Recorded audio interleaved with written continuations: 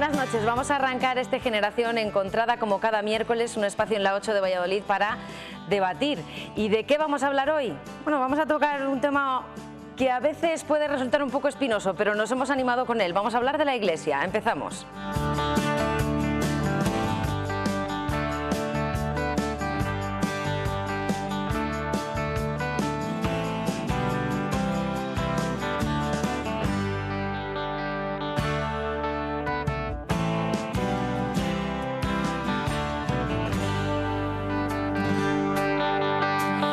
Vamos a arrancar esta tertulia, este debate del día de hoy. Ya les he dicho que vamos a hablar de la Iglesia. Vamos a ver si la Iglesia ahora, con estos nuevos aires que parece que están entrando, están un poquito más cerca de los jóvenes o los jóvenes un poco más cerca de la Iglesia. Vamos a ver si nos ponemos de acuerdo, pero antes de nada vamos a presentarles a nuestros invitados. Vamos a empezar por allí, por Javier, que es la segunda vez que nos visita, así que bienvenido de nuevo. Muchas gracias, encantado de estar de nuevo con vosotros. Félix, ¿qué tal? Reincidente también. Yo soy reincidente en todos los sentidos. Y recibimos a José Manuel, bienvenido, buenas noches. ¿Qué tal? Buenas noches. Encantados de tenerte con nosotros, que te hayas animado. Igualmente, muchas gracias. Bueno, vamos a ver, vamos a empezar por el principio. Yo decía, hay nuevos aires en la Iglesia. Eso parece. ¿Estamos los jóvenes ahora un poquito más cerca de la Iglesia? Voy a empezar por aquí, voy a empezar por José Manuel, que es la primera vez que nos visita. Vamos a ser corteses y a darle antes la palabra a él. José Manuel. Gracias por el turno de palabra. Bueno, yo quisiera decir lo primero, que efectivamente la Iglesia está viviendo un tiempo nuevo, fundamentalmente porque ha cambiado la cabeza visible, ¿no?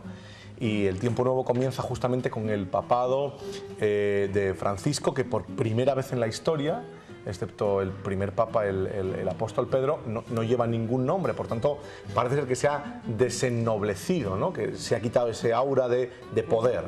Y en segundo lugar, yo creo que ha tenido unos gestos muy interesantes. El primer gesto, justo el día de su nombramiento, cuando en vez de bendecir al pueblo, pide él la bendición del pueblo. Bueno, lo que sucede es que quizá lo vayamos viendo a lo largo de la tertulia, ¿no? Pero tendríamos que distinguir algunos aspectos, es decir, en el aspecto doctrinal, en el aspecto práctico, en el aspecto caritativo. Y yo creo que la relación de la Iglesia con los jóvenes es una relación extremadamente complicada y difícil, ¿no? Por un lado, estamos viendo cómo están creciendo la práctica sacramental social, es decir, la gente se sigue casando por la Iglesia, es verdad que menos, pero se siguen casando un amplio número de personas por la Iglesia. Los matrimonios jóvenes siguen bautizando a sus hijos, los matrimonios siguen haciendo que sus hijos hagan la primera comunión. Es decir, hay una práctica sacramental, digamos, excesiva en relación a cuánta gente se declara católico practicante en el ámbito juvenil. De hecho, la mayor parte del horario de culto eclesial está dedicado a gente absolutamente mayor. Con lo cual, digamos que hay una especie de compuertas entre la vida de la Iglesia y lo que los jóvenes reclaman. En primer lugar, yo creo que podríamos empezar por ahí, ¿no? A ver por dónde seguimos, chicos. A ver por dónde seguimos. Hombre, yo creo que es evidente, ¿no?, que con la llegada del nuevo Papa, de Francisco, desde los gestos del principio, que muchas veces, aunque no sean muy relevantes, son esos mensajes que hay que ir dando a la gente de cercanía. Es decir, no se debe olvidar para mí las religiones, que al final es el Papa y bueno, pues los sacerdotes, obispos y demás, no dejan de ser un poco lo que los encargados de transmitir el mensaje, según ellos, según la Iglesia, de Jesucristo, de San Pedro, bueno, de lo que era un poco en su día, hace casi 2000 años, todos los orígenes del cristianismo. Lo que es evidente es que la Iglesia se había alejado, no solo quizá ya de los jóvenes, muchas veces no sabemos por qué la gente al final de su vida, porque los ancianos siempre han sido los que están más cerca de la Iglesia, pero no solo ahora. Es decir, hace 30 años podemos hablar con nuestros padres y veremos también que los jóvenes también estaban un poco más lejos de la Iglesia, no tanto como ahora, pero sí un poco más lejos de la Iglesia. Es evidente que necesitan, bajo mi punto de vista, que los jóvenes nos acerquemos, hacer la Iglesia un poco más accesible a nosotros, es decir, que veamos en ella una representación, algo que nos merezca la pena seguir. Es decir, cuando nosotros en la Iglesia nos encontramos pues quizá unos mensajes que vemos como muy anticuados, que quizá no nos llegamos a creer muchas veces lo que ellos nos están contando, que vemos que no es realmente lo que nosotros buscamos para la felicidad, que lo que ellos piensan de ser feliz y nosotros pensamos no cuadran. es lo que provoca que quizá los jóvenes nos alejemos de la Iglesia. Bueno, yo creo que la llegada del nuevo Papa sin duda abre nuevas puertas, abre nuevos horizontes a la Iglesia. Yo creo que la gente se acercará más sin duda a ellos, porque lo ven al final como algo apetecible, a lo que alguien se quiere parecer, es decir, es entre comillas y tirándoselo bajo un ídolo, alguien al que seguir. Y entonces yo la verdad es que creo que se abren nuevos tiempos, nuevos horizontes, y estoy de acuerdo con la nueva imagen que nos está trasladando el nuevo Félix, Papa. ¿cómo lo ves? Pues yo lo veo bajo mi punto de vista de publicista y decía Oliviero Toscani, que era el hombre este que hacía las campañas de Benetton y demás, que la Iglesia fue el la primera empresa, ¿no?, que apostó por una campaña de publicidad fuerte, ¿no? Tienen un logotipo que todo el mundo conoce, que es esa cruz, y tienen un producto que vender, que es el reino de los cielos, y nosotros somos los que compramos, los clientes, los que compramos o los que no compramos, ¿no? Y está claro que yo creo que todos los cambios que hace la Iglesia corresponden un poco a esa... a veces hay mareas, ¿no?, que parece que te acercan un poco a la gente, pero te das cuenta de que en cuanto cambian de papa, todo lo que ha hecho el anterior parece que se va todo por tierra, ¿no?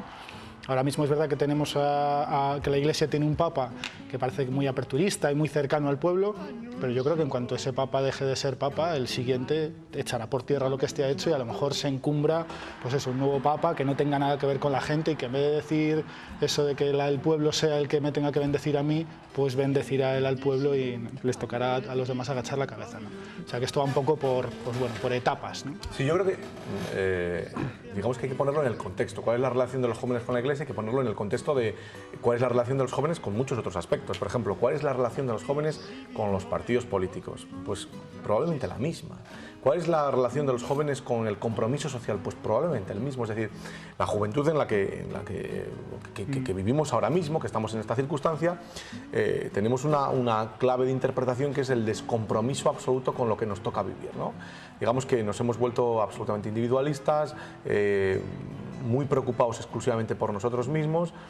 La juventud de los 60, 70, quizá 80 también, era una juventud que se entendía como partícipe de un grupo que luchaba por. No hay más que ver la vida universitaria de ese momento y la vida universitaria en la actualidad, por lo que a mí me toca, ¿no? Y en ese sentido yo creo que tiene que haber un diálogo a dos bandas. En primer lugar, efectivamente entender cuál es la circunstancia en la que los jóvenes viven y aceptar que mucha de la desconexión que los jóvenes tienen con la Iglesia no es original, sino que es parte también de la desconexión que los jóvenes viven con el mundo que les rodea. Pero en segundo lugar, yo creo que la Iglesia tiene que abrir los ojos y los oídos también a los jóvenes que están pidiendo algo.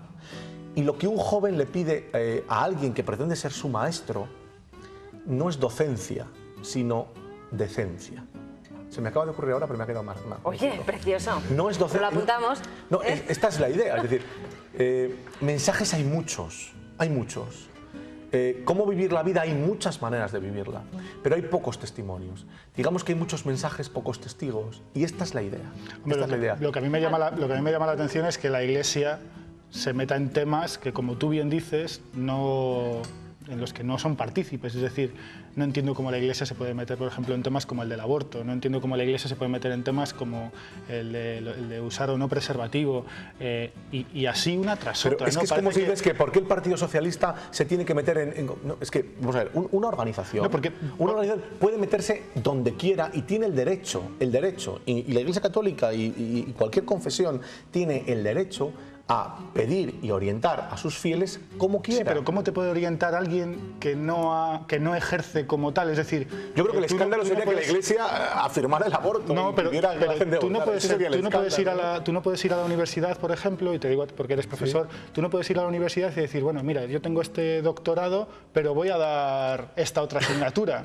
Sería como tus alumnos dirían, pero ¿cómo puede ser posible? No. Entonces, ¿cómo puede ser que un cura de repente te diga lo que tienes que hacer o no con tu cuerpo? Pero estamos quizá mezclando dos cosas, pero la idea es que tiene capacidad la Iglesia Católica y derecho en el sentido jurídico de la palabra para orientar a sus fieles sobre lo que quiera. No solo tiene derecho, sino diría yo, incluso el deber, pero es que las sociedades democráticas eso no se lo pueden negar ni a la Iglesia Católica, ni al Partido Popular, ni a Podemos, ni a ningún tipo de organización.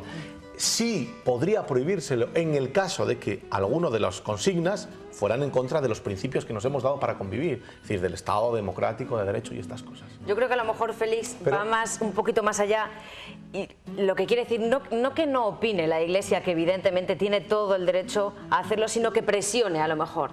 A lo mejor estamos hablando más de una presión, quizás ya metiéndose en terrenos políticos, que es cierto que en algunas ocasiones a la Iglesia se le ha permitido entrar en ciertos terrenos políticos que a lo mejor no le corresponden, a lo mejor no lo sé. Entonces yo creo que iba más por ese lado. Yo es que creo eso, creo que ahora mismo la Iglesia, y no la religión, sino la Iglesia, que yo creo que son cosas muy diferentes, ocupa un escaño dentro de la sociedad muy poderoso y que yo todavía no acabo de entender. Sí, ¿Cómo puede ser que algo que es que la religión, que es algo que uno siente y que o no, pero que es algo como muy íntimo y que puede ser participativo con otras personas, se acabe convirtiendo en el eje vertebrador de la política de hoy en día, por ejemplo, ¿no? Eso es lo que yo no acabo de entender. ¿Por qué una religión sí y otras no? Tampoco lo entiendo, ¿no? Si realmente las religiones tienen que tener todo ese campo, ¿no?, de acción dentro de la sociedad, lo tendrían que tener todas, o porque solo la católica. Vamos a dejar hablar a Javier, que está moviendo la cabeza. En este lado de la mesa. Hombre, yo creo que, vamos a ver, hay que ver cosas que son claras. Es decir, yo hay veces que no llego a comprender una cosa. Es decir, no entiendo, por ejemplo, gente que le ofende mensajes que manda a la Iglesia si no se sienten partícipe de ella. Es decir, yo cuando en otras religiones se mandan mensajes y a mí no me afectan, siempre y cuando, como bien decía él, se cumplan unos principios básicos, es decir, que pues, no se pueden mandar mensajes, evidentemente, de terrorismo, etcétera, que nos afecten a todos. Yo las iglesias o las religiones con las que no creo, como no me identifican, realmente me da igual. Pueden mandar los mensajes que ellos quieran. El que los quiere escuchar, para eso tiene los oídos, y los que no los queremos escuchar no nos afectan. Claro, ahora, pero que a la Iglesia se le haga caso, yo lo entiendo. Es decir, es como se dice, ¿por qué se hace caso a los sindicatos? Pues porque hay mucha gente, evidentemente, que participa en ellos. ¿Por qué se hace caso a la Iglesia? Porque queramos o no, a España, además de tener una tradición católica, son muchas las personas todavía que se identifican con esa religión. Tiene que ser partícipe de la sociedad. No podemos dejar a ningún grupo, ya sea por una religión o por una ideología fuera. Es cierto, no son elegidos democráticamente, no cabe duda, pero que tengan su poder de presión es normal. Yo, siguiendo con este tema de la desconexión, estábamos viendo las imágenes ahora que has preparado, bueno, pues de una ordenación sacerdotal, ¿no? Sí, que probablemente las tengamos guardadas si fueran noticia, porque eran dos chicos más o menos jóvenes, y dos ordenaciones que no están a la orden del día precisamente, quiero decir, faltan... Año 2014, los dos chavales, además yo les he oído en alguna entrevista, y encantadores y demás.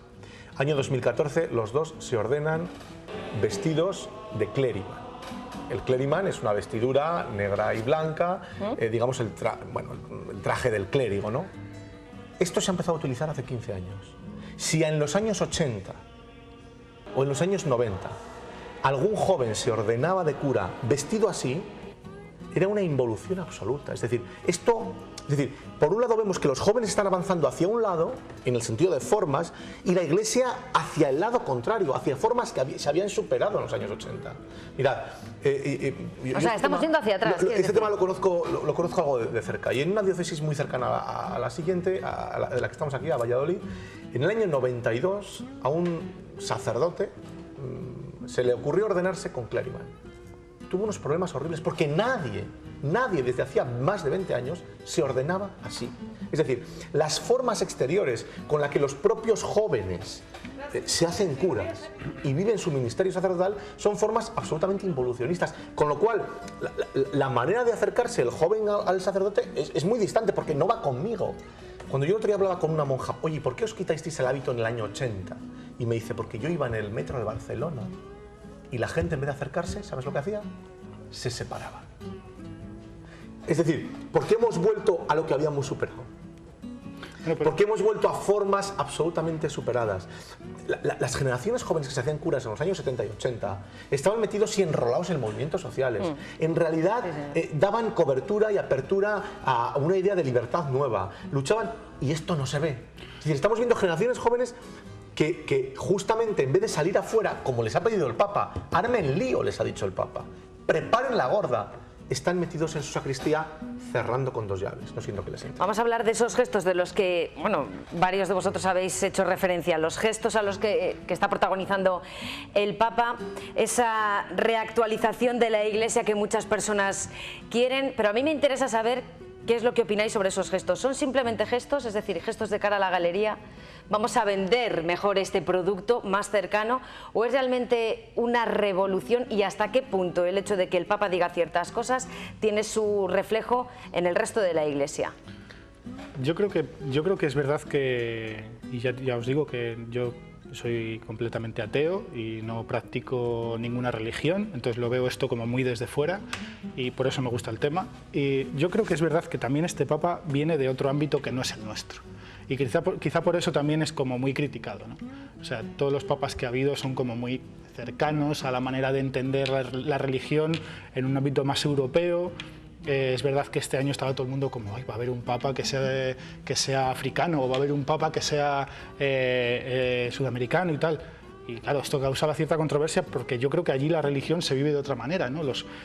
Cuando hablamos de curas o de sacerdotes y tal, en Sudamérica a todos nos viene la imagen de esa persona preocupada por su entorno, por su comunidad, intentando ayudar. Y aquí cuando hablas, es verdad, cuando hablas de curas, no te viene esa imagen. Te viene la imagen de Rouco Varela dando caña, pero eso también y metido hasta el eso sabes cuezo, que también es injusto.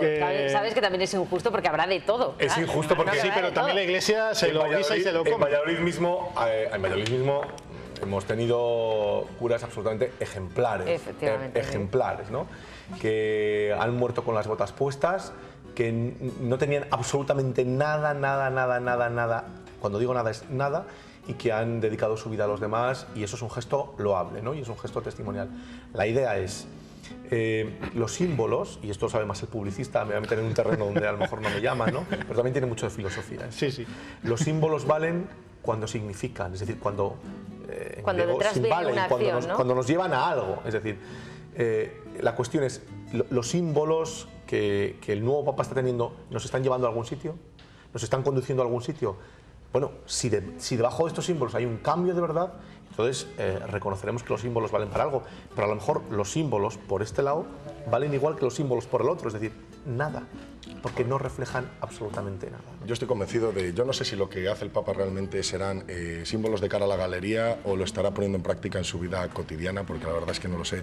Lo que no me cabe duda es que el Papa, al igual que los cabezas de los grupos políticos, al final lo que tienen que lanzar son mensajes, lo sigan luego o no lo sigan. La gente se va a quedar con ese minuto que sale en la televisión, y lo que es clave para mí es que la Iglesia tenía que mandar esos mensajes de cercanía, tenía que acercarse otra vez a la gente, es decir, como bien decías, no pueden estar encerrados en su sacristía, tienen que saber qué es lo que se vive, cómo vive la gente, es decir, lo que hoy en día no tiene cabida es un sacerdote metido en su casa que no vea la tele, no escuche la radio y no sepa qué es lo que hace realmente la gente, porque entonces no pueden servir ni de consejeros, ni de asesores, ni pueden estar preocupados por los problemas de la gente. Me atrevo a decir que además no es una postura cristiana esa. No, evidentemente. O sea, incluso no es una postura cristiana, es decir, ¿no? Ahora, lo que tampoco me cabe duda es a la Iglesia no se la puede juzgar ni por Rouco Varela ni por los otros extremos, es decir, ni a un lado ni a otro. En todos los sitios, como dicen en mi casa, se cuecen habas. No nos vamos a fijar en la gente que sale, es decir, ni en el condenado de los políticos ni en el cura condenado, es decir, hay que quedarse con el común de los sacerdotes. Yo en mi vida tampoco es que haya tenido una relación abismal con sacerdotes, pero realmente yo no tengo una mala imagen de ellos. Pero bueno, creo que han hecho un trabajo, es decir, que hacen su trabajo. Y a mayores de los sacerdotes y de la jerarquía, que es lo que más se ve, porque es lo que más llama la atención, está la gente del pueblo llano, y muchos de los jóvenes, todavía hay jóvenes muy entregados a la causa, ¿no? Sí, lo que pasa que yo creo que también creyentes y que entienden también su fe en relación con el mundo que les toca vivir. Pero ¿no? yo creo que también los jóvenes le están reclamando un papel a la Iglesia que la Iglesia tampoco está cumpliendo como yo creo que debería. ¿Y cuál es ese papel? Me refiero a cosas como también muy puntuales. Es decir, yo creo que igual que cuando alguien dentro de una organización que más o menos tiene una forma de pensar, alguien sale de ahí o dice algo que no es correcto, todo el mundo dice, oye, esta persona que ha dicho esto no tiene cabida en esta organización. Me parece que en la Iglesia todo vale. O sea, vale que dentro de la Iglesia salga de repente un cura de un pueblo diciendo, bueno, no está mal pegar a tu mujer de vez en cuando, la cascas bien y eso no es pecado, y que nadie diga nada. O sea, que nadie sea capaz de decir dentro de la Iglesia, oye, usted es un loco y usted no puede estar aquí dentro y diciendo esas cosas. No le queremos dentro de la iglesia. Entonces, cuando los jóvenes vemos eso, decimos, hostia, es que claro, yo creo que quiero estar dentro de la iglesia. Yo creo que quizá es más, no quiero estar ahí. Más escándalo algunas de las imágenes. Fijaos la que se ha preparado con que el próximo rey no quiera misa de coronación. Se ha preparado una... Bueno, hay gente incluso de mentalidad progresista que está diciendo que, hombre, ¿cómo no va a tener misa si una ceremonia de coronación, aunque sea un estado confesional, pero la monarquía se declara católica, etcétera, etcétera? Lo que sucede es que los jóvenes están viendo siempre a los jerarcas de la iglesia al lado de unas determinadas personas. Es decir, si hay una fiesta religiosa en Valladolid, el banco de adelante no lo ocupa el pobre que pide fuera, sino el político de turno, el gran empresario de turno, el gran invitado de turno. Y esto sí que es un escándalo. Esto es una aberración. Claro, por eso digo esto es una aberración anticristiana. Esas son las cosas que ellos deberían cambiar y que no hacen y tienen la oportunidad de hacerlo. Yo soy católico y lo peor, soy practicante. O sea, y lo peor. Y sin embargo, me escandalizo cuando veo una autoridad política con su bastón de mando al lado de una autoridad religiosa. Para mí es escandalizante. Claro, pero es que es esta visión de la iglesia que no queremos absolutamente insoportable. El militar, insoportable. El cura y tenemos a la patrona de Valladolid. Esto no mola nada. Y el Corpus Christi, que es lo más sagrado para un católico, escoltado por militares. ¿Qué evangelio es este? Yo ¿Qué creo que eso es decir, es intentar mezclar un poco, como diría, las churras con las merinas. Es decir, no cabe duda, por ejemplo, que si hay una celebración religiosa, el alcalde, por ejemplo, de Valladolid o de otra ciudad, que acude allí y está sentado en los primeros bancos, no porque sea el alcalde, sino porque al final acude representando a los vallisoletanos. Perdona, imagínate que yo soy testigo de Jehová, ¿por qué no viene a mi reino? ¿Por qué no viene a tu reino? Invítale, yo no sé si eres testigo, bueno, has dicho que no. No, invítale. Y si fuera, y luego tenemos que tener una... ¿Los musulmanes votan o no votan? ¿Por qué va el alcalde hace el Ramadán? ¿Por qué va a los partidos de fútbol? ¿Por qué va el rey a los partidos de fútbol y no va a los de baloncesto? Es muy simple, porque la mayoría de la gente sigue el fútbol. No, es decir, no comparemos convicciones religiosas con aficiones deportivas. Pero es evidente. ¿Dónde va a ir el rey en representación? Todo esto es herencia. Aquí viene un francés católico y ve al alcalde detrás de una procesión y se escandaliza y se corta las venas. Pero vienen los italianos, ven a las mujeres en topless y se escandalizan. No, esto es resultado de todo lo que traemos atrás, de una unión que a los jóvenes no le dicen nada entre el evangelio y el poder. Yo creo que evidentemente la unión entre el evangelio y el poder, es decir, no tienen que estar rodeados siempre del poder, pero a mí no me ofende ni que en las procesiones haya militares representando un poco a las Fuerzas Armadas, que escoltan un poco los símbolos de todos los españoles, o al menos de todos los que nos identificamos con ellos. A mí no me ofende, es más, a mí me gusta. Entonces yo creo que como al final lo que tienen que hacer nuestros representantes es hacer un poco lo que todos queremos, a vosotros o a alguien puede que no le guste, pero a otros no les gusta. Entonces queremos que nos representen también. Es que no es de gustar. A mí no me gusta. Estamos poniendo armas exactamente al que no quiso armas. A mí no me gusta, pero igual depende con qué significado veas las armas. Y esa imagen, la imagen, hablo de imagen ahora, ya no de contenido, la imagen es altamente... Chirría. A mí me hace mucha gracia cuando alguien jura su cargo político y le ves ahí con la Biblia y con un crucifijo enorme. Pero bueno, aparte de Pero esto escandaliza a quien cree en la cruz, no a quien no cree. A mí no me escandaliza y creo en ella. Y a quien no cree también, ¿eh? Sí, yo no creo. Evidentemente le escandalizará por otra razón. Creo que aquella creo persona que crea y chirría. realmente lo haga bajo sus convicciones, está jurando él que va a hacerlo bien delante de lo que es para él más sagrado. ¿Qué pasaría mañana si un concejal pone el Corán? A mí nada. A mí nada. Por favor. Ya te lo digo, a mí solo nada. pido al destino que esto sea posible para que me volváis a invitar. No, a mí por nada. el escándalo que se va a preparar. Nada, o que mañana el alcalde de Valladolid diga, yo y mi bastón no vamos a ir a la procesión oficial del Viernes Santo. A ver qué sucede. Yo creo que en los espacios... Porque soy musulmán. En los espacios que son de todos, la religión no debería tener esa libertad para mostrar sus símbolos de cualquier manera. O sea, porque es de todos. O sea, la religión debería ser algo personal. Y no se puede llevar, no te puedes llevar tu religión contigo a todos los sitios. Y la manifestación pública se puede hacer respetando... Claro, a lo que voy, es decir, que llega Semana Santa y quieres salir llevando un paso con paquirrín o con sal, y aunque seas alcalde de un pueblo o de Valladolid o quien sea, puedes salir. Pero ir a jurar tu cargo con un crucifijo y cosas así, o simplemente estar trabajando en un sitio público. ¿Y por qué yo tengo que ir a la Seguridad Social y ver al tío que está con el ordenador cogiéndome los datos con un crucifijo o con una estampita? Si no me apetece. No me apetece. Pero ¿cómo que estoy en pero es que contra. A ver, estas que cosas, se nos bueno, acaba el nos tiempo. salimos del tiesto, pero es decir, yo voy y están con el cartel de UGT, de comisiones obreras o de otro. Bueno, es que es su mesa. No, y a mí me da igual, no, pero lo que digo, él cree es decir, es su partido de UGT, me da igual, ¿eh? Esto lo digo porque es habitual, se lo regalan, es normal que lo tengan. Pero a mí es que no me ofende, yo creo que yo no entiendo, a mí no me siento ofendido porque alguien esté con una estrella de David. Es su creencia, Mira, o con un gorro, que salga con los gorros. Espera que sea autoridad pública. A mí me da igual. Espera. Se nos ha acabado el tiempo y no me ha dado tiempo, valga la redundancia, a preguntaros por la monja tuitera. ¿La conoce? Por lo menos decidme si la conocéis, Sí, a Sor Lucía. Sí, Sor Lucía. Sí, Y ¿no? además hace programas de cocina y la tía es una crack, ¿eh? Y digo yo, y yo que la sigo en Twitter y a lo mejor vosotros también, a lo mejor esta sí que está comprendiendo los Lucía cambios Carrama y me los parece que es gestos. un gesto, ¿ves? Sí. Una persona que tiene gestos y que se está gastando. Y acciones, gestos y acciones. Y que eso no está impidiendo vivir su vocación de monja de clausura. Pues yo creo que es todo lo contrario, aprovecha sus hábitos para lanzar mensajes que no tienen nada que ver con lo que realmente ya tiene que predicar. Yo creo que nos choca, No, absolutamente todo. nos choca por lo que decíamos antes. Vienen de un estilo de hacer religión que aquí no se da, que es estar cerca de la gente. Y yo me acuerdo cuando decían lo de bautizar a hijos de parejas gays, que ella decía, pues Abreviando, aquí lo llevamos chiquitín. haciendo toda la vida. Claro. Entonces me parecen cosas Bueno. muy naturales. Os habéis enzarzado, claro, se nos ha acabado el Es que tiempo de estos la gestos generación. son más visibles que otro gesto que para a un joven le dice mucho, que es que efectivamente un amplísimo porcentaje de la caridad de este país lo lleva a cabo. Mira, ¿escucháis la música? Los compañeros meten la música cuando ya nos tenemos que ir. Muchas gracias por haber estado con nosotros. Gracias. Se nos ha acabado el tiempo rápido, ¿verdad? Se nos ha hecho cortito. Volvemos. A lo mejor hacemos una segunda entrega. Bueno, que muchas gracias por estar con nosotros. Se nos ha olvidado el ordenador, pero las redes sociales han estado presentes. Pueden volver a ver este programa también, evidentemente, a través de YouTube, porque lo colgaremos bueno, pues dentro de poquito. Y también tienen que estar atentos a las redes sociales, facebook.com/Valladolid es así, y el Twitter de Valladolid es así, @Valladolid es así, como me repito, ¿verdad? Para estar atentos a los temas que vamos a tratar en los próximos programas. Ya me callo, pásenlo bien y gracias por estar con nosotros. Hasta el próximo miércoles.